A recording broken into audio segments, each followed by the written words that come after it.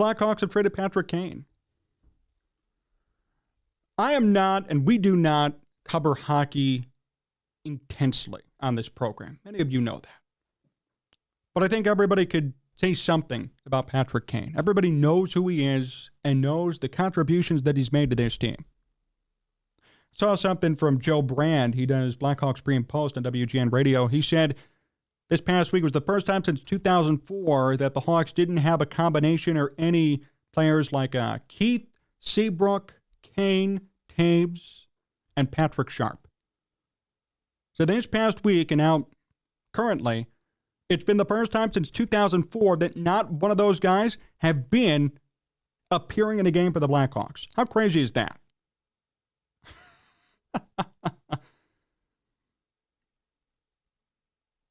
Look, I understand why the move was made, and I want to say this. The Blackhawks are doing what the Cubs did. So I respect the mission and the end goal of what they're trying to do. They're trying to rebuild. They're trying to be a brand new team. They're trying to redo and rekindle the flame of their Stanley Cup championships. The Cubs made the tough decision to get rid of Anthony Rizzo, Javier Baez, Chris Bryant, and I think it's worked fairly well. And this will work well, too. The wound is fresh. Everybody's hurting. Saw a piece saying that the Blackhawks players are suffering from a mental health crisis. Not even kidding. I read a piece about that today in the Chicago Sun-Times. So a lot of stuff is going on. A lot of emotions are out there, and people are trying to process the entire situation, which is understandable. See, it's way different because Kane won 3 championships for them top pick, unlike Rizzo, Bryant, Baez, who won 1 and then kind of spaced out. 3 championships, definite Hall of Famer, Blackhawk for life. You really can't imagine Patrick Kane not being on the Blackhawks, not wearing 88 on the ice with red. Well, he'll be wearing a different kind of red now on the Rangers. But yeah, it's very shocking.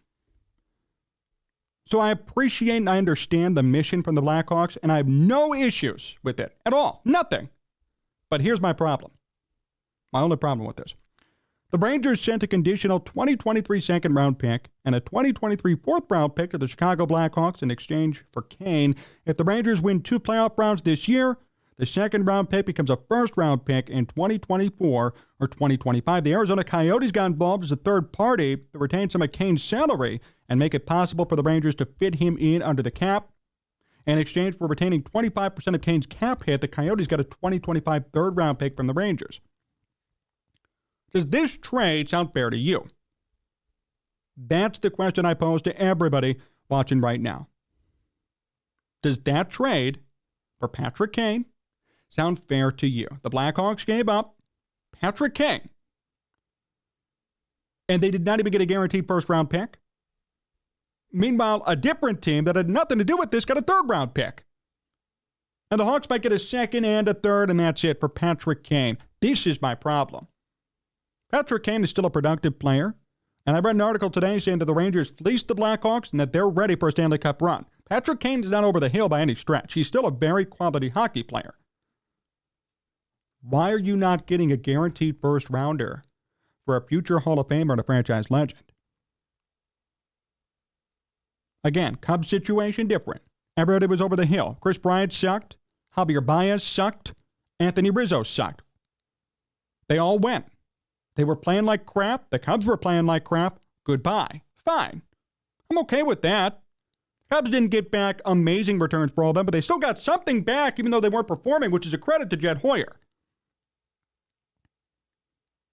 Here, though, we have a rookie GM with the Blackhawks, Kyle Davidson, and they get back a conditional first-round pick, which is probably going to be a second-rounder, unless somehow the Rangers win the Stanley Cup, and then a fourth-rounder, and then Arizona gets a third-rounder just because for taking on some of the salary. Don't like that trade.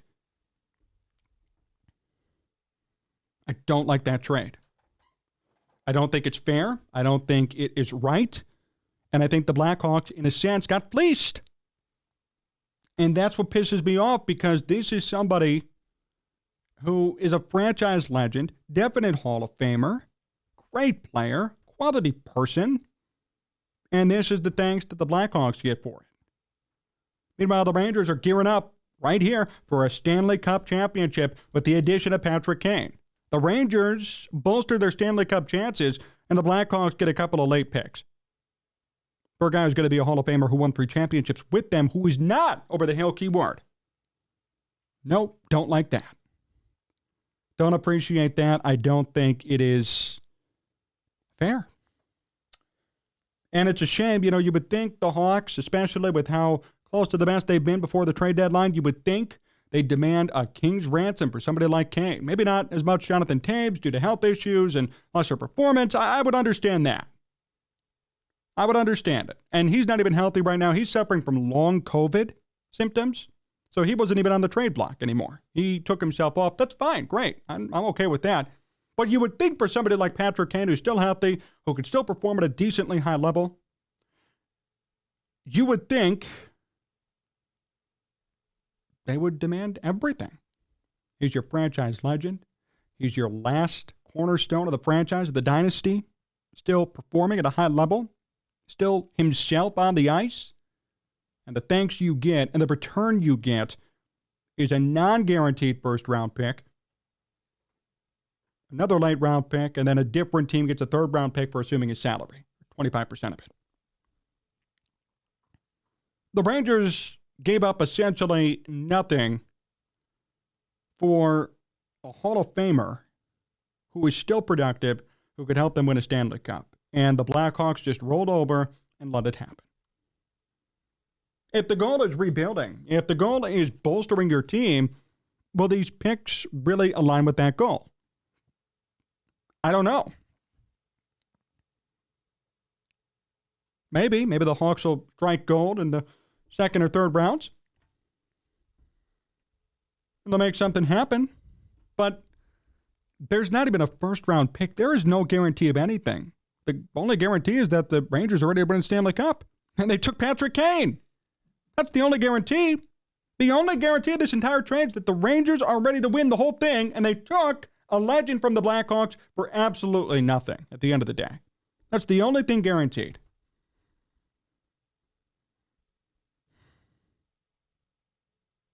Just to remind you of the conditions surrounding the pick, the Rangers sent a conditional 2023 second-round pick and a 2023 fourth-round pick to the Blackhawks in exchange for Kane. If the Rangers win 2 playoff rounds this year, the conditional second-round pick becomes a first-round pick in 2024 or 2025. So not even for this year. And the Rangers have to win in order for that to become a first-round pick. What a damn joke. That's horrible. A horrible deal for the Blackhawks. I love the spirit of the rebuild, and I love how committed this new regime is to doing it. But if you're going to do it right. If you're going to actually commit to this, then do it the right way. You're getting back peanuts for a Hall of Famer who can still perform, who's a cornerstone of your franchise. It's not like it's a Chris Bryant or Anthony Rizzo or Javier Baez situation. Kane is still performing.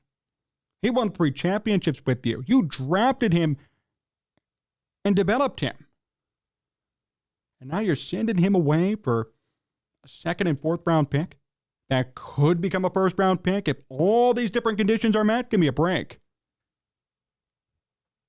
If you want to be committed to a rebuild, then do it the right way.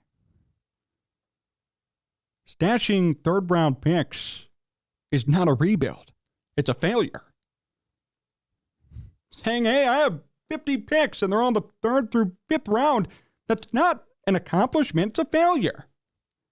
You need to get back more for somebody like this who's a cornerstone of your franchise. You did not do that. The Blackhawks failed in this trade. They succeeded in their idea. The idea is good. The execution was bad. They get nothing back for an NHL legend, for an NHL Hall of Famer, for a Blackhawks legend. They get nothing.